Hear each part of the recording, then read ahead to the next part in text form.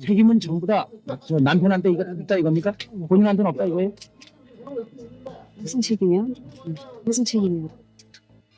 1983년 4월 26일 오전 7시 45분경 서울 중구 을지로 3가의 한 병원에 입원 중이던 38세의 연모 씨가 초콜릿 우유를 마시고 복통 끝에 숨졌습니다.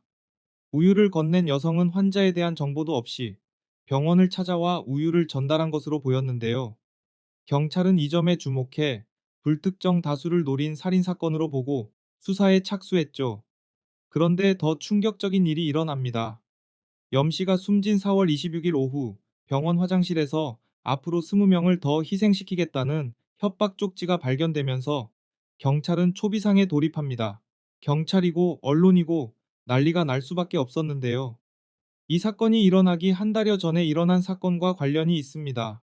3월 17일 서울 광진구의 한 카바레에서 독극물 사건이 일어났습니다.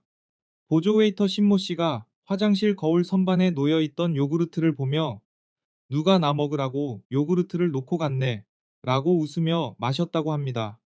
신 씨는 즉시 배를 움켜쥐며 쓰러져 그대로 즉사했죠. 요구르트 안에는 청산가리가 들어 있었습니다. 이 사건은 불특정 다수를 노린 최초의 독극물 사건이었습니다.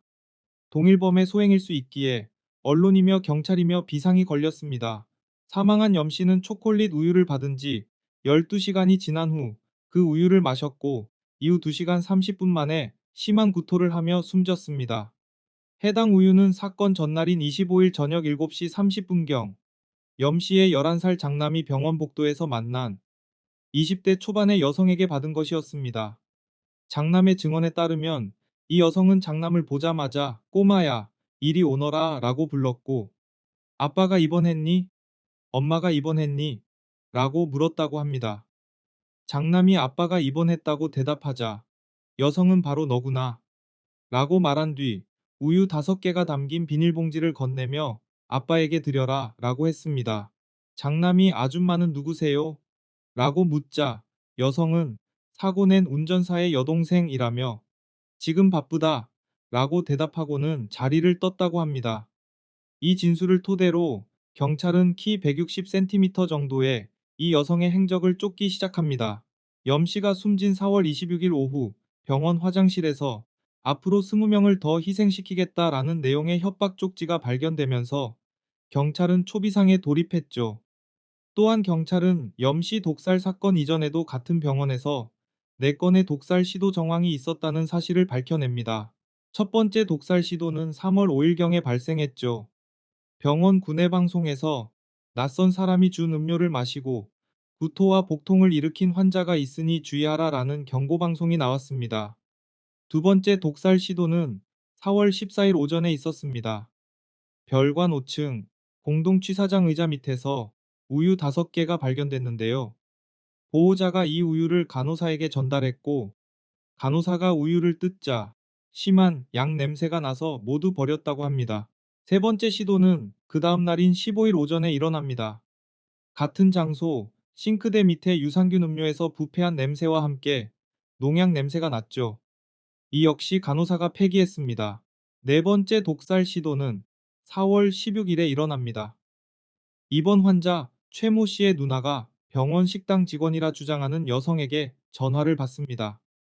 이 여성은 요구르트 16병을 간호원실 앞에 뒀으니 가져가라 라고 말했고 누나는 그것을 병실로 가져와 하나를 마셨지만 심한 농약 냄새에 바로 뱉었다고 합니다. 문제는 병원 측이 이 사건들을 외부에 알리지 않았다는 점입니다. 경비를 강화하는 수준에서 그쳤고 경찰에 신고조차 하지 않았죠. 언론이 집중하고 있던 사건이라 경찰의 추리가 신문을 통해 공개됩니다. 이 사건은 불과 3주 전 발생한 카바레 독극물 살인 사건과 유사한 점이 많았습니다. 음료에 청산가리를 사용했다는 점, 범인이 여성이라는 점, 비사 제품이 공통적으로 사용되었다는 점, 피해자가 불특정 다수였다는 점, 이 때문에 두 사건은 동일범일 수 있다는 추측이 나오게 되죠. 병원 사건만 따로 보면 병원의 원한을 가진 사람의 계획적인 범죄일 가능성이 제기됩니다. 염 씨와 또 다른 피해자 최 씨는 서로 연관이 없었고 목격자의 증언을 토대로 범인은 병원에 대해 잘 알고 있던 20대 여성으로 보였기 때문이죠. 경찰은 염 씨 개인에 대한 원한 관계도 조사합니다. 염 씨는 교통사고로 병원에 입원 중이었고 가해 운전자는 수감 중이었기 때문에 운전자의 가족이나 지인이 보복 심리로 범행했을 가능성도 조사됐습니다. 또 한 명의 용의자는 부인 김 씨입니다. 염 씨의 부인 김 씨가 남편이 사고 나기 불과 15일 전 남편 명의로 6천만 원짜리 생명보험을 가입한 게 드러납니다. 1년치 보험료 27만 원을 한 번에 납입했고 재해특약이 포함되어 있었죠. 경찰은 보험금을 노린 범행 가능성에 주목합니다. 또 하나의 가능성은 B회사 제품에 대한 악의적인 보복이었습니다. 카바레 사건과 병원 사건 모두 B사의 제품이 사용됐기 때문인데요. 이 회사의 원한을 가진 개인이나 단체의 테러일 수도 있다는 겁니다. 모든 수사는 결국 놀라운 결말로 이어집니다. 범인은 남편 염 씨의 아내 김 씨였습니다. 경찰은 4월 27일 오후 7시 병원에 마련된 빈소에서 김 씨를 체포했고 김 씨는 범행 일체를 자백했습니다. 병원에 놓였던 협박 쪽지 또한 김 씨가 사건을 은폐하기 위해 자필로 작성한 것이었죠. 장남의 증언은 더 충격적입니다. 장남이 20대 여성에 대해 경찰에 했던 증언은 3차례에 걸친 연습을 통해 만들어낸 시나리오였습니다. 김 씨는 화장품 대리점을 열면서 오빠의 땅을 담보로 사용했고 오빠에게 담보 해제를 독촉받고 있었습니다. 게다가 남편이 입원하면서 매일같이 빚 독촉을 받게 되자 절망 속에서 범행을 결심하게 되죠. 부인은 남편 염 씨가 병상에서 내가 죽으면 보험금으로 모든 문제가 해결된다 라고 말했고 이에 따라 범행을 실행했다고 주장했습니다. 김 씨는 25일 밤 아들을 시켜 독이 든 우유를 병상 책상에 올려놓게 했고 청산가리 캡슐 7개도 책상 위에 놓았습니다. 염 씨는 다음날 새벽 5시 10분쯤 캡슐과 우유를 함께 섭취했고 결국 숨졌습니다. 부인 김 씨가 수상하다는 제보를 접한 경찰은 아들을 호텔로 데려가 조심스럽게 대화를 나눴고 결국 아이는 모든 건 엄마가 시켜서 한 일이라고 털어놓았습니다. 이후 경찰은 김 씨를 추궁했고 끝내 김 씨는 울음을 터뜨리며 모든 것을 자백합니다. 김 씨는 처음엔 남편이 자살한 것이라고 주장했지만 이후 남편의 제안으로 실행했다 라고 진술을 바꿉니다. 하지만 시어머니는 매일 아들이 명랑하게 지냈다며 자살 주장은 믿을 수 없다고 말합니다. 얼마 지나지 않아 부인 김 씨는 갑자기 자살이 아니라 남편이 시켜서 한 것이라며 진술을 바꿉니다. 남편이 어떤 방법으로든 죽었다는 사실만 입증되면 생명보험금을 탈 수 있으리라고 착각했을 것이죠. 병원에서 있었던 독극물 사건은 김 씨가 꾸며낸 것이었습니다.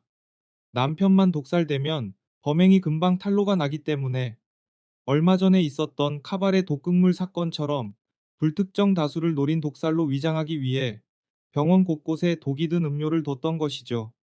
그 사건들이 언론에 크게 보도되어야 범행을 감출 수 있었는데 병원은 그 사건들을 경찰에 신고조차 하지 않았죠. 이 사건은 당시 촉탁살인이냐 아니냐로 꽤 시끄러웠습니다. 보통 보험금과 관련된 독살 사건은 여성의 단독 범행이 많습니다. 대한민국에서는 박불레가 대표적인 인물입니다. 이 사건은 꽤 치밀한 계획 아래 일어났죠. 아들까지 동원된 사건이었습니다. 또한 남편 염 씨는 극약 캡슐 여러 개를 스스로 먹었으며 염 씨의 죽음이 카바레 독살 사건과 비슷한 유형으로 보이게끔 시도했다는 점 또한 단독으로 저지르기에는 큰 사건이었습니다. 그래서 경찰은 공범이 있는지에 대해서도 조사를 펼쳤으나 공범은 찾을 수 없었습니다. 1983년 12월 8일 서울고벽형사 1부는 피고인 김 씨에게 촉탁살인 및 살인미수죄 등을 적용해 원심대로 징역 15년을 선고합니다. 살인죄보다 가벼운 촉탁살인 및 살인미수죄가 적용된 것이었습니다. 당시 수사를 맡은 형사계장 길경감은 1991년 5월 14일 한 언론과의 인터뷰에서 다음과 같이 회상했습니다. 남편이 숨졌는데도 김 여인이 슬퍼하는 기색도 없이 태연하다는 점과 아들의 진술이 마치 녹음기를 틀어놓은 듯 되풀이되는 점을 의심해 두 사람을 분리신문한 끝에 자백을 받아냈죠. 김 씨가 자신이 감옥에 가더라도 보험금은 탈 수 있느냐고 물었던 게 기억에 남습니다. 1995년 그때 그 사건이라는 방송에서 당시 이 사건을 취재했던 동아일보 김진만 기자의 인터뷰가 나옵니다. 김진만 기자는 부인의 전화 통화 내용 중 보험료 얘기가 나오는 것을 듣고 수상하다고 생각해서 이 사실을 경찰에 알립니다. 이 제보는 사건 해결에 결정적 도움을 주게 됩니다. 여러분은 이 사건을 어떻게 보셨는지요? 법원은 김 씨의 범행이 촉탁승낙 살인죄라고 판단했습니다. 염 씨가 시켜서 살해한 것으로 봤던 것이죠. 현재 부인 김 씨는 출소한 상태입니다. 지금까지 사건의 재구성이었습니다. 글쎄, 아빠가 하는 얘기가 차라리 이렇게 시켜서 자연스럽지가 않느냐. 그래서 부탁이 뭐냐면, 이거는 독한 약이니까 나는 이제 이번에는 이제 꼭 가는 거니까 처리 잘하고 이제 그런 부탁을 했어요. 그래서 단단히 교육을 시켜서 실소지 않도록. 책임은 전부 다 저 남편한테 이거 있다 이겁니까? 본인한테는 없다 이거예요? 무슨 책임이요? 무슨 책임이요?